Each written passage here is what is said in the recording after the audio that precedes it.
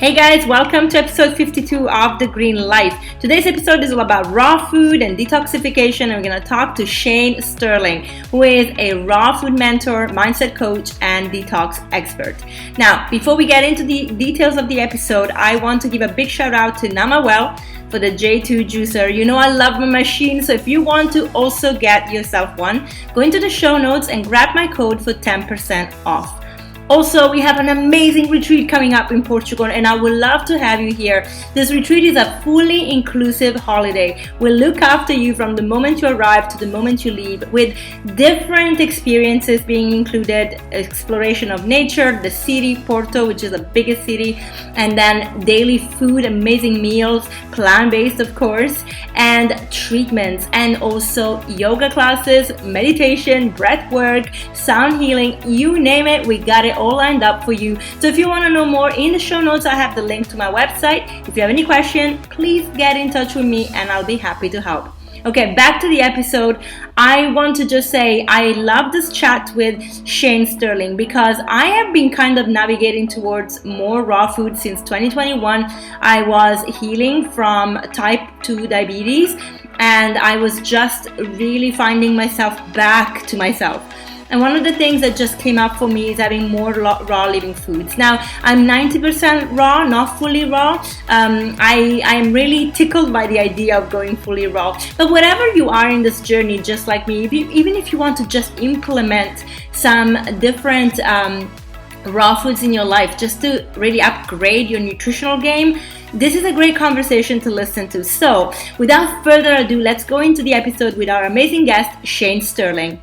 Hi, Shane. Thank you so much for joining The Green Life today. How are you? Hi, Chantel. I'm awesome. Thank you for having me on, and hello to everyone who's listening. Beautiful. I'm very, very glad you accepted. I know you're a busy man and I love what you're doing. So I thought it was really important for me to have you here because your journey and also your lifestyle is testament of what food can do as medicine. And so I like to delve into that. But before we get into that, can you just introduce yourself to people that perhaps don't really know about you or are new to your channel and, you know, to who you are? And just give me a little introduction and how you got onto this journey of mostly raw food, really, actually fully raw now. My name is Shane Sterling. I go by Raw Vegan Rising on social media. So you can find me on Instagram and YouTube as Raw Vegan Rising. And I started Raw Vegan Rising as part of my healing journey over 5 years ago now, to become a raw vegan myself and to heal some chronic inflammation issues that I was having. But more importantly, really step onto my life purpose and mission. I knew that a whole food, plant-based diet, fully raw, was going to give me the highest level of personal development and growth necessary for this step in my life. I'm 50 now, and I went fully raw vegan at the age of 44, so almost 6 years. And this has been a long journey for me because I went plant-based first when I was 17 years old, 33 years ago. And so it's been a long journey of learning how a plant-based diet will heal my life, revolutionize my life, and how to stick with it and do it sustainably long-term. This has led me to raw food. So I started going fully raw with a juice fast, 40-day juice fast, to clean out my gut, to improve my absorption and digestion and utilization of raw food. I knew that was a step that I would need to take so that I wasn't trying to thrive on raw foods, but not able to absorb them properly. I didn't want to end up with nutritional deficiencies. And, you know, based on my lifestyle over the years, I've learned about the health of the gut being key and how to detox the gut properly. After I did my first 40-day juice fast, it completely changed everything. I really had an epiphany and an awakening, and that was when I started coaching people. People started to come to me at first and ask questions about my journey. They were curious, they were interested in asking for my help and support. So I started to charge money for calls, but now I'm a professional coach. I have been for many years. I've helped hundreds of people personally, one-on-one, through juice fasting and detox journeys. And now I have a membership called Raw Vegan Heroes, which has 1,600 members currently. People from all over the world who are there to juice fast and detox and learn about the power of raw food to help heal them. So I witness thousands and thousands of people on this journey, going through juice fasting, detoxification, symptoms, the mental, emotional, and spiritual journey that it takes to become a raw vegan. So I have a lot of experience now, and I love talking about it. This is why I do my YouTube channel, Raw Vegan Rising, to help share the wisdom that I've learned about the healing powers of a raw vegan diet over the years. So it's my absolute pleasure. This is my life's work. This is my legacy work, my purpose work. And finally, when I did go fully raw, I stepped into alignment with my real destiny at that time in my life. And it's been a blessing. Raw food has been the biggest blessing of anything I've ever experienced in my life. That is powerful. I feel like there's something about in our 40s, some of us, transform and find that purpose when we are aligning ourselves, as you said. And for me as well, food has been such a trigger in a positive way, because I feel like once you get let go of all the junk, you're so much more clear and so much more attuned, and you listen more to spirit, really, like that guidance, so I find it really, really powerful what you said there. And also that you called it legacy, meaning that whatever you're doing here is not just something you do, but actually you're leaving something behind for other people to pick up on, which is also powerful, because a lot of people are selfish, and we live in a very challenging, selfish world. So having that as your I guess guidance, it's powerful, it's beautiful. Thank you. Yeah, I've been an entrepreneur most of my life. I started my first business when I was 24 because I just always made a terrible employee. I got fired or in trouble at every job that I've ever worked. And I'm highly intelligent and motivated. However, I don't work well as an employee. So I was forced to figure out how to become an entrepreneur, how to make money for myself, how to run my own businesses in my 20s. And that entrepreneurial journey is parallel with my raw vegan journey, the journey of personal development, personal leadership, personal growth, and taking responsibility at a very high level for thriving at the highest level. Mm-hmm. And part of the entrepreneurial journey is legacy, like having a vision beyond our own lifetime. Well, this ties in exactly to being raw vegan. I often say that we don't go raw vegan because of the food. We go raw vegan because we have a vision. Mm-hmm. If we focus on the food and the recipes, we will not be a raw vegan very long. But if we have a vision of why we're doing it that drives our behavior, drives our choices, a vision bigger than ourselves, a vision bigger than our lifetime, really our purpose and mission and legacy work, then we have a million reasons to stay raw vegan, and we will easily seek out the food and the recipes and the macronutrients and the style of how to eat and relearn and retrain ourselves how to be a raw vegan, because we have a bigger vision for our life. This is the same journey with entrepreneurship. So it's essentially personal leadership, taking responsibility for our highest growth at the highest level and ensuring that we have success, not settling for less, and saying, I'm going to pursue my dreams. I'm going to pursue becoming the best version of myself, and I won't settle for less. So that's what being raw vegan has meant for me, simultaneously, along with my business work that I do. Brilliant. Now I have a question about when you went plant-based in the first place, because 33 years ago, the plant-based movement wasn't popular. It's not that we had, you didn't have access to many options, and people were not really talking about it. And a lot of vegans were looked at as hippies. So what was your experience, especially at home? I don't know if you have a family that is also vegan or you were the only one, but I'd like to see what your experience was then. Yeah, it's really interesting. 33 years ago, it was 1990, and there were no plant-based products in the store at all. So when I went into the store, I had two options. There was margarine, which is hydrogenated oil, as a butter alternative, and there was like weird soy milk, which was not a popular thing at that time. So there was like one random box of soy milk in the corner of the store. You had to look for it. It tasted disgusting. And there was really no options at all. So for me, going vegan was really a whole food journey. Mm-hmm. It was more about just whole food plant-based, and squash and legumes and beans and rice, and I never really focused on any alternative meat products or anything like that. There was tofu, of course, from the Asian culture, and even tempeh, but that even wasn't my focus as a vegan at the time. It was really whole food plant-based. So that's lucky for me that I got introduced to whole food plant-based so early like that. Now, my family, of course, I have a sister who's 2 years younger than me, and a mother and father. None of them were interested. They didn't really tell me to stop, or that I was doing something dangerous, like we hear stories of, but they weren't really interested. Now, over the years, I've asked my dad and sister and mother to pay attention to the plant-based lifestyle, and they have not. None of my family members have adopted a plant-based lifestyle, even for a short period of time. And so my father, he's 80, 30 years older than me, and he's just about to die. He had triple bypass surgery.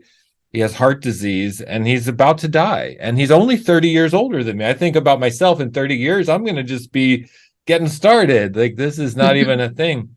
I will be very youthful, energetic, and healthy in 30 years from now. No question. However, my father is a living example of a meat-based diet, a standard American diet, you could say, standard, processed starches, meat, alcohol, things like that. And it's led to a short lifespan. I consider 80. He'll probably die in the next couple of years, and that's a short lifespan.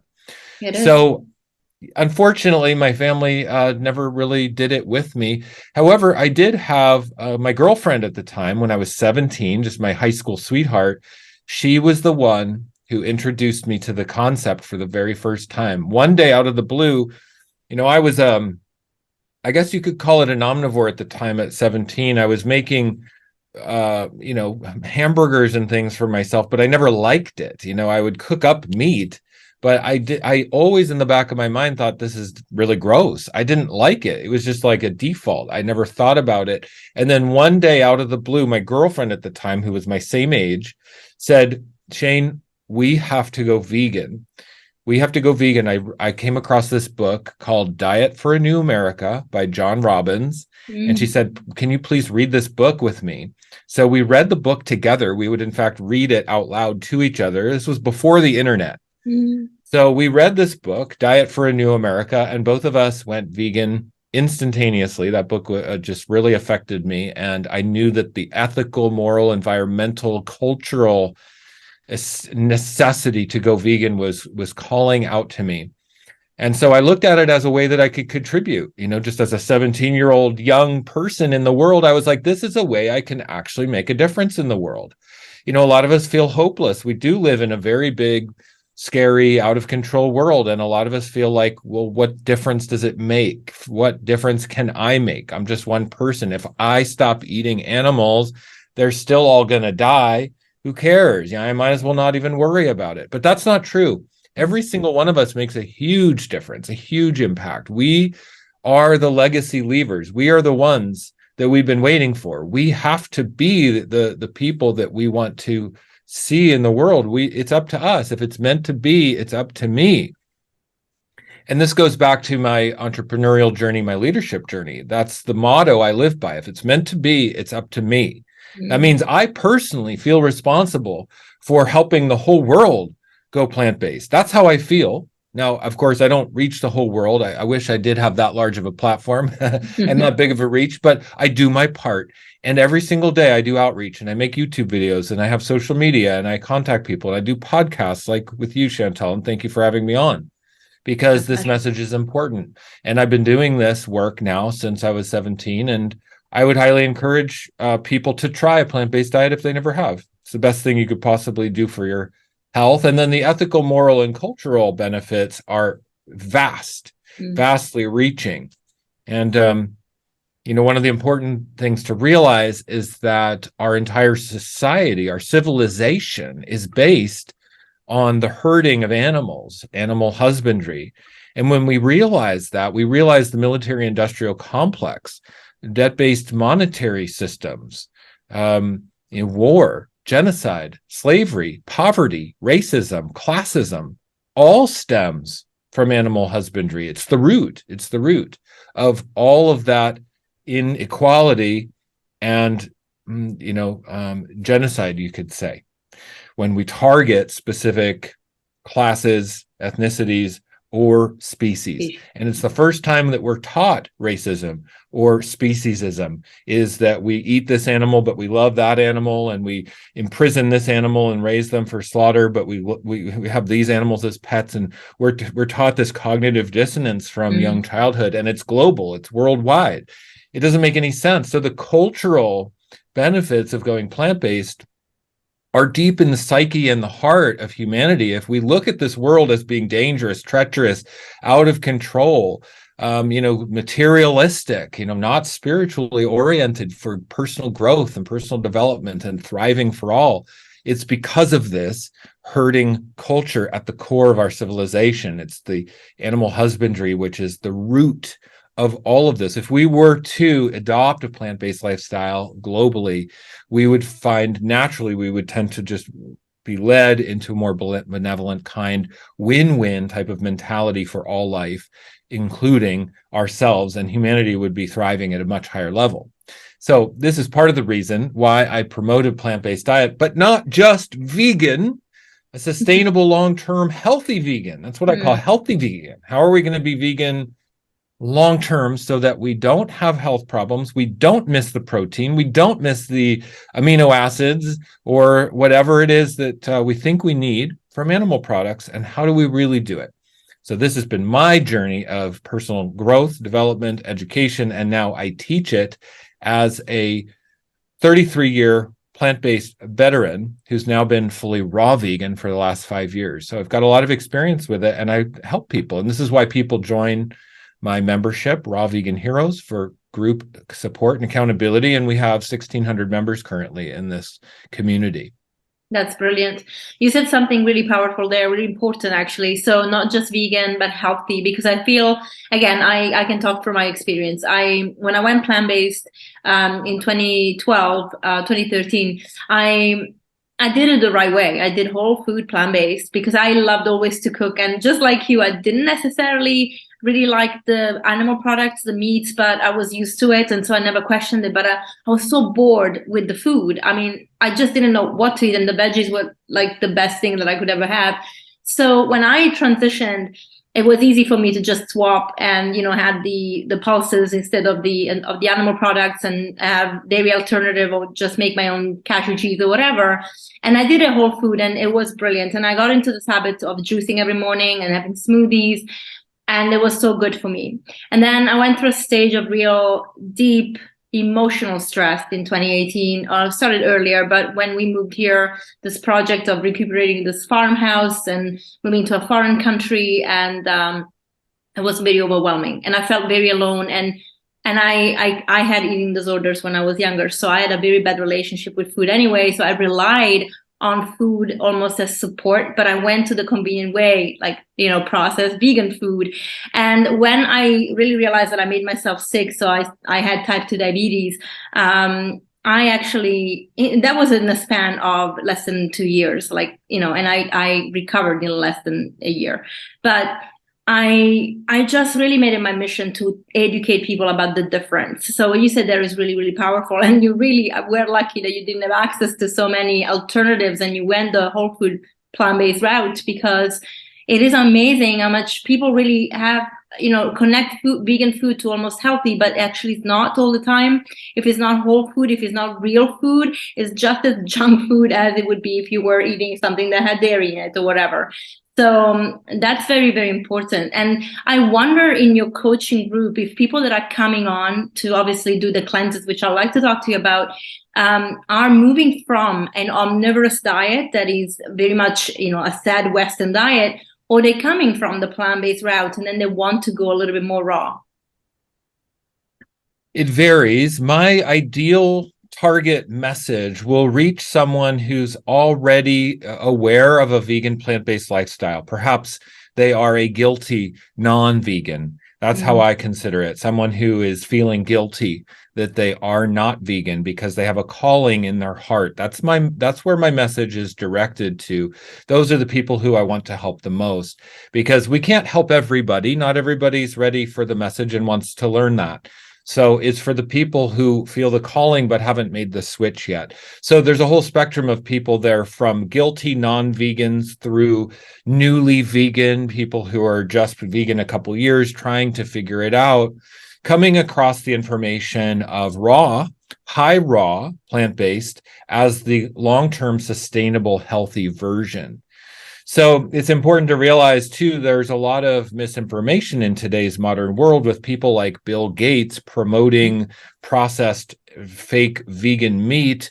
We get an idea, a picture in our head that the vegan message is coming down from like these global elites that want to control the population and eliminate humans and all of this kind of stuff. But the processed food is the problem. Of course, we don't want to eat anything that Bill Gates promotes. He also is a stockholder in Monsanto, which produces the majority of the world's corn and soy to feed livestock. So we have to realize that people like Bill Gates have a hand in both sides. They're promoting processed vegan food. They're also supporting the animal agriculture industry. So we have to rise up out of that paradigm and go to completely whole, undenatured, unprocessed, unsubsidized, unadvertised food. Food that is advertised, we want to avoid completely, no matter what it is.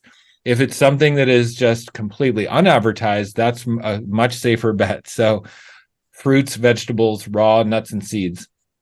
Essentially making our own sprouts, making our own homemade ferments, vegetable ferments like sauerkraut, our own nut and cheese, our own cheeses out of nuts and seeds, and producing only the highest quality, organic when possible, unprocessed, raw, undenatured food. And one of the keys of this is starting with proper bowel detoxification. I cannot stress this enough. If we're going to be a healthy vegan long-term, we have to ensure that our gut is prepared to digest and utilize raw food properly. If we're coming from an omnivore diet or a standard SAD diet, we're going to have waste, biofilm, plaque, and accumulated hardened proteins and mucus in the digestive system. If we just start eating raw food, we will get into trouble. It will not work. We have to make sure our bowels are clean. Now, some people might have cleaner bowels than others, but most people, the majority, will have 20 pounds to possibly 30 pounds of waste in the GI tract at any given time. So this waste in there is inhibiting absorption and utilization. Part of the key of being a healthy vegan is utilization, meaning we can take the basic building blocks of proteins like amino acids, the building blocks of the tissues, the hormones in our body, and convert those to the essential nutrients that we need. Our body converts most of the amino acids. Our body converts omega-3s into DHA and EPA. Our body converts so many of these nutrients, B12. Our body will make just about everything we need. All nutrition, every single nutrient that our body needs comes from either bacteria, the soil, or the sunlight. It doesn't really even come from food. It just comes from the building blocks of food. The plants also use the minerals in the soil.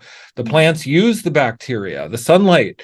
That's where nutrition comes from. Animal products are a complete survival food, secondary source of nutrition. There's not one single nutrient that originates in animal products. There's not one single nutrient that originates even in plants. It originates in the soil and in the simple compound structures that plants create out of the soil. So if we eat low on the food chain, we are increasing our body's ability to digest, utilize, convert, and absorb these nutrients. If we eat higher on the food chain, there's more bioaccumulation of waste. That's the key to understand. Higher on the food chain means higher bioaccumulation of waste from the diet, from the food. That will inhibit digestion, utilization, and absorption and conversion of nutrients.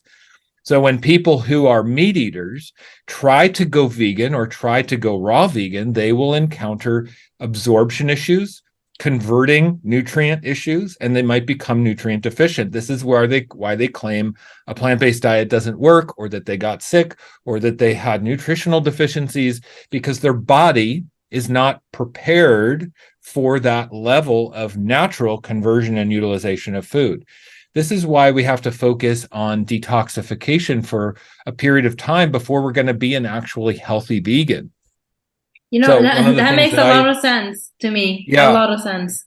Especially because another thing that people say is that, I can't digest when I eat, vegetables, because they can't handle the fiber, because most people are eating a very fiber deprived diet, high in protein. Everybody is protein obsessed, and not, and like, they don't pay attention to their fiber intake. And so the moment they have a little bit more, as you said, if they haven't prepared their digestive system, it's chaos. Yes. You're gonna start having digestive issues. So talk about that cleanse, though, because now, how do people cleanse? Yeah, so the body is generally weak. Coming from an omnivore diet or an animal-based diet or lifestyle at all is going to weaken the body.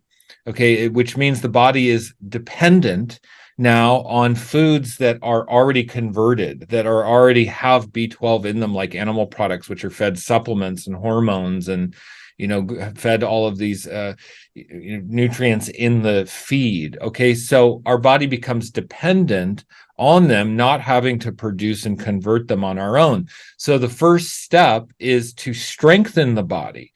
People don't realize that the body is so weak. People think they're strong eating an omnivore diet. Oh, meat makes me strong, but it actually weakens us very significantly. And one of the first things we notice is the fiber. Like you were saying, we cannot digest, process, and utilize the fiber properly. So we'll become constipated or have digestive problems, gas and bloating from raw food. That's a weakness issue. So cleaning out the digestive system is the first step. And the most effective way to clean the digestive system is a juice fast.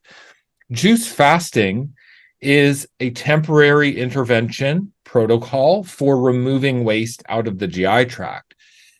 Juice fasting is not a diet. It's not a lifestyle. It's a detoxification protocol. And it's the most effective for detoxing the gut because it allows the body to have calories, nutrition, and hydration during a fasted period. So you can take a break from digesting food, but still get a lot of nutrients and calories. That means you can go long enough for the body to then redirect its energy into elimination.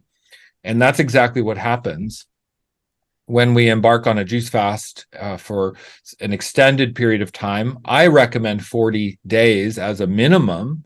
The body will turn its energy into elimination. All of a sudden, we start to eliminate waste that we didn't think we had in there. And people say, oh, well, I haven't eaten in 20 days, but I'm releasing so much waste that I can't even believe this is happening. And this is consistent with hundreds and hundreds and hundreds of people that I've seen and witnessed and helped through this process.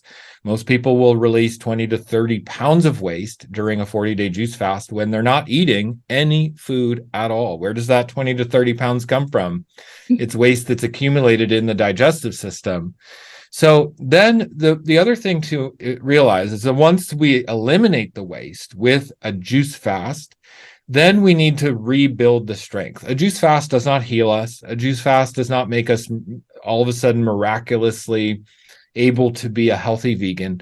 A juice fast is the first step to roto-rooter, the elimination pipe of the body. The bowels are the main elimination system. So it's like roto-rootering the pipe. It opens it up. It alleviates the pressure. The body can detox naturally. The lymphatic system can now remove acids and waste. We can eliminate acne, dermatitis, eczema, psoriasis, skin issues, Hashimoto's, inflammation, autoimmune, cancer, diabetes. All will leave the body. Our body dismantles fibroids, tumors, cysts in that process post juice fast. But then the real work begins, which is actually rebuilding the gut microbiome to digest and absorb and utilize raw food. So this is the real work, and the real crux of the whole transformation to a raw plant-based diet is in the post-juice fast phase, where you're rebuilding a microbiome that digests raw food properly. So that's all dependent on the gut microbes and the bowel musculature, like the strength of the musculature to move fiber.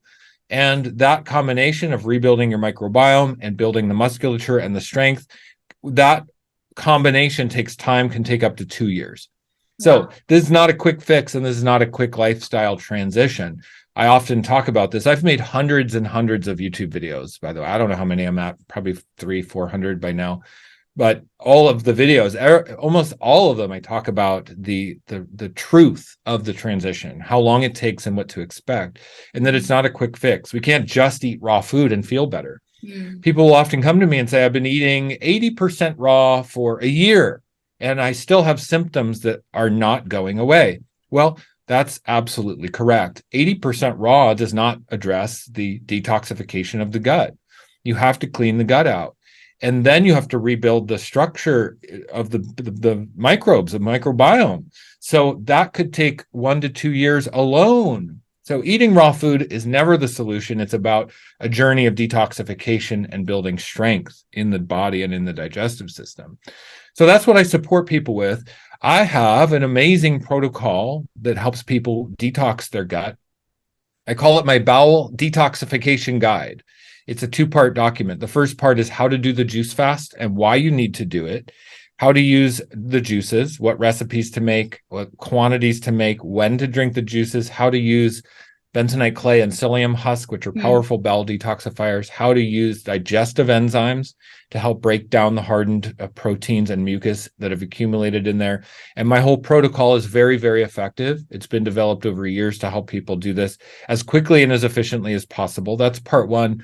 And then part 2 is how to rebuild the gut microbiome after a juice fast, which I outline as like a year-long journey. So the protocol to follow to rebuild your gut properly. Now that 1 and 2-part bowel detoxification guide is life-changing for a lot of people, and people join my membership to get access to that. It's an instant download. But I also do private coaching, work with people one-on-one who then need, who really want the luxury of having a coach there by their side. And people, one question or issue I wanted to address was the people often ask me about water fasting or dry fasting. Can they get the same benefits from water fasting? Because I'm talking about juice fasting. Yeah. Water fasting is not an effective method for detoxifying the bowels at all. Because what is water fasting? It's removing all calories. So the body turns to ketosis. It will burn fat for fuel. Ketosis is great for burning fat. It's great for autophagy, which is like the recycling of cells within the body and stimulating stem cells. There's great benefits to water fasting, but not bowel detoxification, not cleaning out the bowels. So doing a water fast will not help you be a healthy vegan. It will not. It might help you lose weight. It might help you possibly start to recycle tumors or things like that. But boy, the real reason we have tumors in the first place is because of acid waste accumulation. So there's no point in water fasting until you've cleaned out the digestive system thoroughly. Okay, and the same goes for dry fasting. People think dry fasting is a very healing protocol, but again, there's no nutrition, no hydration, no calories. You can't do it for very long. So it's not going to aid in any type of bowel detoxification at all. And while there are some benefits to dry fasting, under very short periods of time, it's not something that is focused on detoxification in general, like what I'm talking about. So that's why we come back to juice fasting, because we're flooding our body with hydration, water, minerals, nutrients, phytochemicals, the flavonoids. Our body is heightened, activated, hydrated, and then our body can actually detox properly. So it's quite a miraculous process. And it's one of my great areas of expertise and passion in my life. And I really love helping people understand how to do it. I mean, you make me want to do it too. We'll talk after. I do. I juice every day. I haven't done a full juice more than 5 days, but I do like it. I just find it challenging sometimes when I have to kind of cater for my husband, who doesn't want to get on board with that. He's fully plant-based and he eats very well because I cook for him, but I'm trying to push him to become more raw, and he struggles, like he really struggles with it still. So small steps for him, but I found it like, oh, it's fine. I'm just gonna eat something. Otherwise, we can't go anywhere together, and it takes out a little bit of that. But I feel it deep in my soul that I kind of want to, like, that's the next step for me. So, yeah, we'll definitely have to talk about it Well, after. so it's important to understand juicing and juice fasting is that's something else actually I wanted to touch on. And you mentioned it, like having juice in our lifestyle as part of a vegan lifestyle, making fresh juice and green juice and fruit juices is wonderful. And it's a wonderful way to have concentrated nutrition in a green juice. We can juice, herbs and greens and make wonderful juices.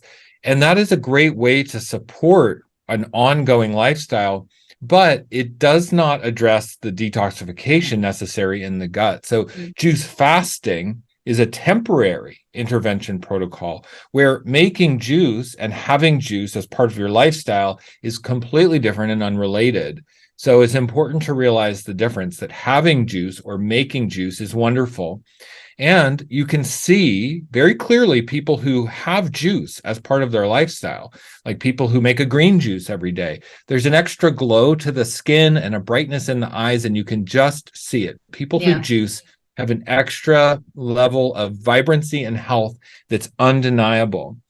But juice fasting is completely different, and that's only temporary. In fact, if you do a juice fast one time properly, you never have to do it again. It's only to intervene. It's to remove the pressure in the bowels. It's to remove the waste that's accumulated, the biofilm, the plaque that has hardened in there that's causing problems. So if we have inflammation issues, if we have blood sugar issues, if we have autoimmune, or if we have any kind of cyst or fibroid, or if we have arthritis, or if we have acne or skin issues, these are all accumulated waste in the body. And the first step is to relieve the pressure that's built up in the digestive system with a juice fast. That removes the pressure and the body can detox naturally. But that's so different than enjoying juice. And it's really important to realize the difference. People do get them confused. So, Chantel, if your husband, for instance, who struggles to have raw foods in his diet, if he was to do a 40-day juice fast, okay, temporary intervention. Okay, I'm getting on board. We're just going to do this for 40 days, not forever, 40 days. I'm going to drink only juices every day until I empty all of the waste out of my GI tract, till I stop having solid bowel movements. In other words, your husband would find that his microbiome had such a reset, such a transition, the gut-brain connection would be changed. And all of a sudden, the demand, the cravings for cooked food would absolutely change, because we realize in the process of a juice fast, the fresh, living food, the nutrition and the water and the hydration is where real life force comes from. Yeah. So it resets the gut-brain connection, and everything changes from that point forward. So if you could just convince your husband to do a 40-day juice fast, he would naturally, all on his own, he would have more of an awareness of raw food from that point forward. So it's life-changing to do that. I know. I will continue to try. It's you're right. I for the summer last year I didn't have any cooked food actually. And my friend visited from France in September, and we went out to a restaurant, and I had cooked food. We went out 2 days, so I had cooked food 2 days, and it's amazing what a difference it makes in the body. Like energetically, you just feel different. And I was craving my raw food. I was just like, I need my salad. Like I am, like I need to have it, else I'm going to kill somebody. Yeah. So it was amazing. And we had very cold weather here, so I had a little bit more cooked food, so like soups. But even then, I just crave, that feeling that the raw food gives. It's amazing. Yes. But I always like to take it to the next step. Now, I wouldn't do a dry fast. I don't like them. I was a fast I would only do with medical supervision. But I'm very comfortable with the thought of having juices for a period of time. And you mentioned you recommend 40 days minimum. What's the maximum you have seen anybody take the juice to, the fast to? Yeah. I have worked closely with people who come to me for support with chronic illness, chronic constipation, Okay, chronic illness is synonymous with chronic constipation. You will find that anyone who has chronic illness has chronic constipation. Okay, because it's again the elimination system of the body. What we're not eliminating, we're accumulating. So people who have chronic illness will have more accumulated waste, more impacted waste, and more hardened waste. Okay, so that can take longer. Now, I had one client who went 180 days Wow. without fully emptying the GI tract, but she had been chronically ill for 30 years. And she was really like, at the point where she knew it was life and death. She knew that if she didn't juice fast, if she didn't help her gut, that she was going to end up dead soon. So we got really intensive and we focused on it. Now, even after 180 days, 6 months, she still did not release all of the waste out of her GI tract. Now, that's an extreme case. Okay. Most people do not have that level of chronic impaction of waste.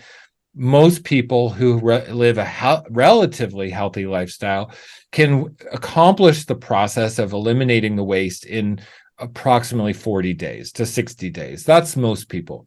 Now, I have one client who I'm working with right now. She wanted to do a juice fast as quickly as possible. She thought, I'm going to get in, do it in 30 days and get out. Well, 30 days came and she was so amazed by how much waste she was eliminating and how much better she was feeling that she kept going.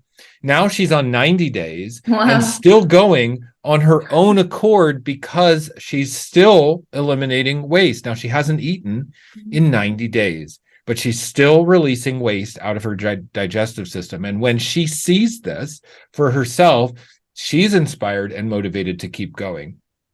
I always encourage people to go as short as possible, to not extend it longer than possible. There is consequences to extended juice fasting that takes time to recover from, like weakened bowel musculature. That it does atrophy, it weakens the microbiome.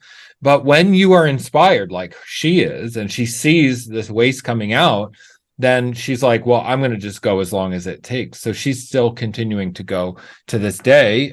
She's over 90 days now. And that's all on her own accord. So as we can see, people will have different responses and different levels of waste accumulation, depends on your age. One of the advantages I've experienced is that I went plant-based when I was 17, and I've never been a big junk food eater or animal product eater. So I naturally never accumulated the level of waste that some people do over their lifetime. So by the time I'm in my 40s, I was able to completely empty my GI tract in like 38 days, approximately. That was when I stopped. And I felt like I had accomplished it. Brilliant. But the other thing we're looking for is bowel transit time. Bowel transit time is the key to health. It's the key to being a healthy vegan. How fast food moves through the digestive system.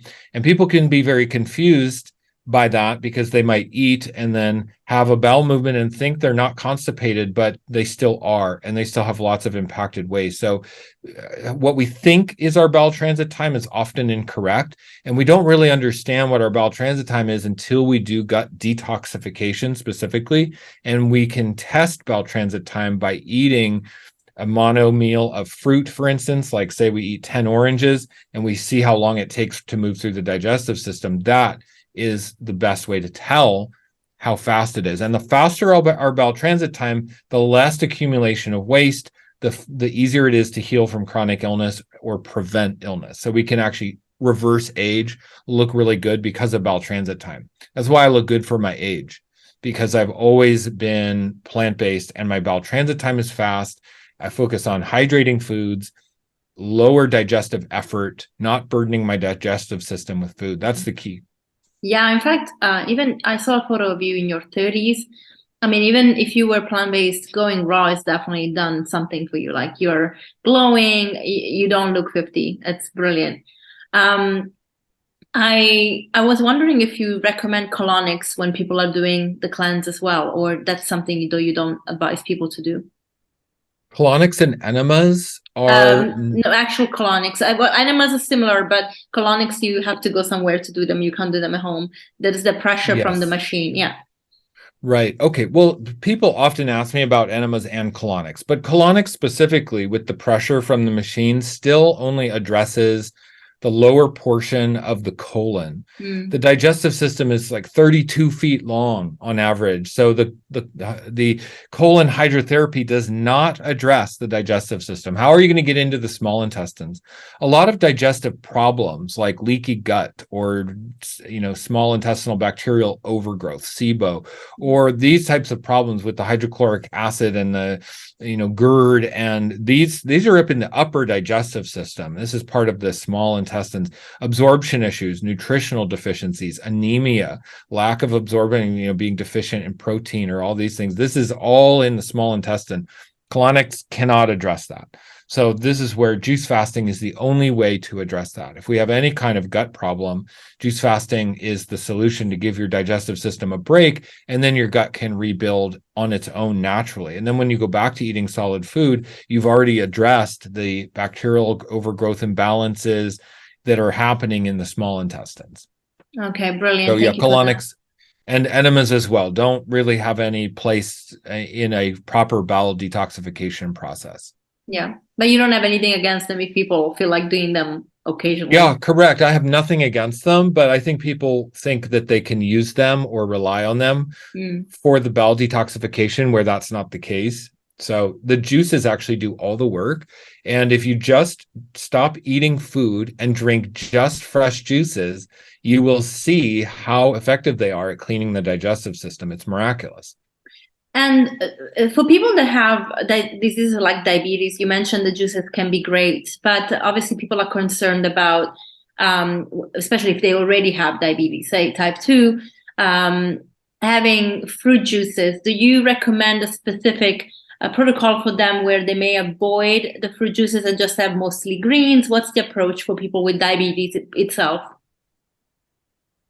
A lot of people with type 2 diabetes will come to raw food or juice fasting to try to help. It's important to realize that most type 2 diabetes is, the insulin resistance that we're experiencing during type 2 diabetes is from dietary conditions, from dietary intake, from dietary fats. It's a real-time feedback. Type 2 is not like type 1, where it's like your body's not able to produce insulin. Type 2 is literally just a direct real-time feedback from the food we're eating. So when we change the food we're eating, we will change the insulin resistance. We will change the blood sugar response. One of the miraculous things about juice fasting is there is no dietary fats during a juice fast. Fruit juices have no fat in them. When we stop eating fats, the body is able to utilize the simple carbohydrates in fruit juices without insulin. So it doesn't need to produce insulin. It gives your body a chance to become insulin sensitive again. Juice fasting is one of the easiest ways to just de-escalate insulin resistance. And even though there might be a spike in blood sugar, now this is for most type 2 diabetics that I've experienced. I mean, so many people that I've worked with, there might be a blood sugar spike during the first week or two, but it instantly goes down. I've seen so many people who come from type 2 diabetes who within a couple weeks of juice fasting are completely stabilized, no blood sugar problems whatsoever. Wow. Maybe it takes the body a couple months to get back. Now, avoiding simple carbohydrates might be, depending on the severity of your type 2 diabetes or the insulin resistance, might be a strategy to implement at first, but you'll find very quickly without dietary fats that there is no type 2 diabetes. The combination of the dietary fats, like saturated fat from animal products and seed oils specifically, combined with the simple sugars and simple carbohydrates, those create the problem. So even if you remove all the carbohydrates, then there's no insulin resistance. If you move all of the fats, then there's no insulin resistance. It's the combination that caused the problem. So that's why we see success with high-fat diets like ketogenic or animal-based diets helping with type 2 diabetes, because you're removing simple carbohydrates. If you remove all of the fats and have high carbohydrates, the same thing happens. It removes the insulin resistance. But we have to go with a high carb diet because our body runs on simple carbohydrates. That's the preferred fuel source. If we deny our body simple carbohydrates, we will run into acid waste accumulation in the body, bioaccumulation in the body. That's why we have to eat low on the food chain. Eating low on the food chain means simple carbohydrates, which means we keep the dietary fats low or lower, and then we can thrive on the simple carbohydrates. Yeah, brilliant. I mean, I don't know if you're familiar with Mastering Diabetes, but the founders, Cyrus and Robbie, they have type 1 diabetes. And even then, they explain that all diabetes, no matter what kind of diabetes, has the sensitive resistance in common. This is why a lot of people with type 1 diabetes have insulin resistance still. So what happens is when they eat a diet that is recommended by the likes of doctors, they encounter that they have to use much more insulin than is needed. And then if they go on a low-fat plant-based diet, whole food plant-based diet, their insulin cuts at least in a half. So it's quite amazing how we have been brainwashed that it's a carbs problem, when in fact it's actually not. It's a fat problem, as you also mentioned. But it's good I wanted to ask that question because that's the first thing a lot of people ask, like, oh, but I can't have juices because I have diabetes. And that's because they've been told that sugar is the problem. So yeah, I would say most people have immense fear and have been brainwashed against fruit sugar and simple carbohydrates. And just in general, the way our society is, we're afraid to go plant-based, afraid to go vegan, afraid to eat fruit. We're afraid of all of the truth. We are really, corralled and pigeonholed into these animal-based diets because our entire civilization is based on animal agriculture, the herding culture, and animal husbandry. When we break free of this, we realize that we are designed to thrive on simple plant-based foods like fruits. We can literally eat fruit-based diets and thrive at the highest level. It will heal us. It will inspire us. It will give us hope. It will regenerate our body. It will clean our body. If we resist fruit, if we resist the plant-based diet, we will just continue to get sicker and sicker and sicker. Even if we can maintain, even if we can kind of get by, the bioaccumulation will catch up. By the time we're 50, 60, 70, we'll have degenerative diseases and we will be aging poorly and have joint pain and all of the problems. True longevity, true health requires simple, low on the food chain, avoid animal products, get inspired by your vision. That's what I say. Get inspired by the vision for a plant-based lifestyle, not just the food. If we focus on the food, we're going to fail. If we focus on a vision of why we're choosing it, we will succeed. And that's where most people struggle. We're not taught how to have a vision. We're not trained in cultivating a vision, enrolling ourselves in a vision. We're very weak-minded in terms of holding a vision for longer than a split second. If you notice, if you do a little exercise with yourself, try to hold a vision in your mind, even a picture of one thing. How long can you hold it? It gets tiring and exhausting right away. It's like a muscle that is not used. Try to hold a picture of a tropical beach for more than 20 seconds. It's almost impossible. This is because we cannot hold a vision in our mind. And that's why we're not a plant-based society. We have no vision. We have no vision for our future. We have no vision for our health. We have no vision for health and healing and regenerating our consciousness and our vitality as a species. We have no vision for that at all. And so we can see that even if we just do that little exercise with ourselves, that we maybe, you and I listening to this right now are not contributing to a positive vision of the future.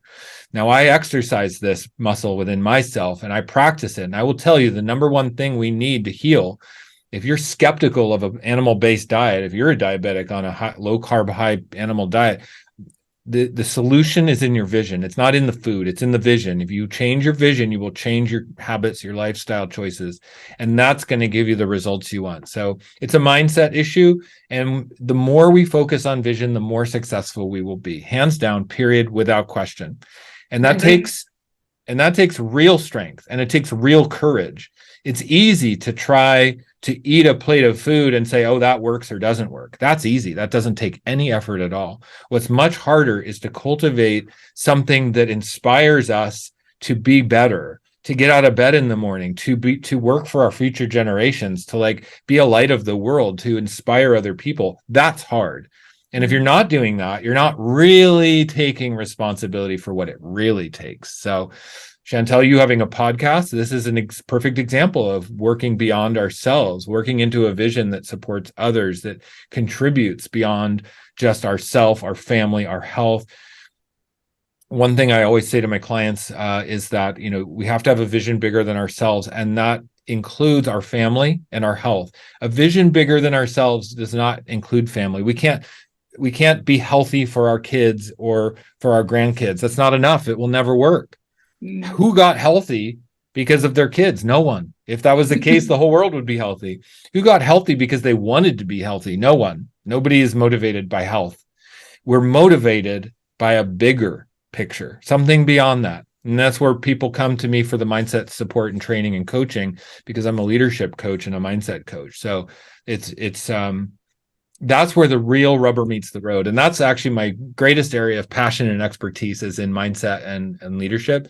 So if people need support with that, and people often don't even realize what a deficit they have in mindset and vision, but if somebody realizes, oh, wait, how do I cultivate a vision? Then that's where seeking some proper mentorship in that area could be life-changing. And I would highly recommend it. Oh, brilliant. Yeah, I agree. And we'll put the links to your coaching programs also in the show notes. I was wondering, this is a little bit out of the food topic, but obviously you have a vision of the world that is very open and very awake, because you are decluttered from the things that always keep us, in yoga we say it's tamasic, very like low level, low energy, not grounded in a good way, but just stuck. So you see society for the way that I see it, really, for, a very dysfunctional place, and where we have a massive psychosis going on, and it was very much materialized in the last 3 years as well. How do you feel that the people that are coming to you into the group are contributing to that awakening? And I'm not talking about the fake woke thing. I'm just talking actually about realizing that perhaps, we always believed in a system that is not what we thought it was. And there is a little bit of truth trauma when you come into the realization that things are not what they seem. But how do you feel like people that are coming to the coaching are supporting each other, or are coming to you for support in transitioning even their mindset? And I know you just mentioned you're a mindset coach, but this is a little bit, it goes even beyond that, right? Beyond just the mindset. It's like actually realizing, having this life realization. It can be quite spiritual as well, because you realize that it's a spiritual war, not just the physical one. So have you encountered people that are coming to you? Do you see that shift, especially in the group that you're coaching, with your hero group, especially with people coming together that perhaps don't even know each other? Yes, accountability and community is absolutely key for us to grow past our own limitations. We can't do it alone. We are dependent on one another. So if we are awakening within this illusion, we must seek others who have the same awakening path and that are called in the same direction. That's what my Raw Vegan Heroes group is for. It's a movement. It's a family for those who are awakening, who have lost the illusions and are in that kind of transitional realization of, well, what do I do? We need to seek support. We need to seek accountability. Accountability is actually how we go from where we are to where we want to be. Not information. Information will never help us get from where we are to where we want to be. It's actually accountability. Another name for that would be mentorship or apprenticeship, or working with others, looking to others who are further along on the journey than us. That's how we operate as organic, natural, whole beings. All we need is to see someone who's a few steps ahead of us, and it gives us the permission. We can see the pathway forward. Well, that's what my group is for. That's what I've created it for, so that we can learn through example and not through knowledge or information. Information is not where it's at. Information is free on the internet, and why information is so confusing and why there's so much conflicting information. We want to avoid information, and we really want to seek for the support of accountability and community and family, camaraderie, soul family, tribe. If we can feel like we're part of a tribe, we'll naturally feel supported to express ourselves and to rise and to grow within that tribe. So if we are feeling the calling, we need to seek out people who are in the same calling. It's vital to do that. And yes, losing an illusion is painful, but it also makes us wiser than finding truth. Finding truth is one thing, but boy, when you have your bubble burst, everything changes. Big paradigm shifts will happen. So if we're in that awakening experience, if we're in a big paradigm shift, grab the lifeline of a support group and a support community like Raw Vegan Heroes that will be absolutely life-changing. And in addition to that, then yes, when we're having this, we come together to support others. The greatest thing we can do is support other people. And therefore, it comes back to us. What we give is what we get. So if we know something that somebody else doesn't know, we want to jump in and support them. And therefore, when we have something we don't know, somebody will jump in and support us. So it is a reciprocal experience. The more we give, the more we get. That's how a community works. And it works just the same way in a virtual online community like my Raw Vegan Heroes membership, because what we give is what we get, and it comes around and supports us so we can spiral upwards to better versions of ourselves. In addition to that, I do leadership training in the group. Now, I can't control who's in the group, and I can't control their mindset or their results. Okay, because we are a virtual community. So what I do is I train voraciously on mindset and leadership principles. Every single week I go in and I give direct, disruptive, honest feedback to all of the members who are seeking guidance. We do a weekly Q&A, and I train on the power and principles of mindset and leadership to help those who are ready. Now, I can't help everyone who isn't ready. And of course, when the student is ready, the master will present themselves, so to speak. Like if we're ready to hear something, we'll hear it. If we're not ready to hear it, we will not hear it. So I speak clearly, decisively, directly. And even if it's disruptive, even if it hurts feelings or steps on toes, I don't care.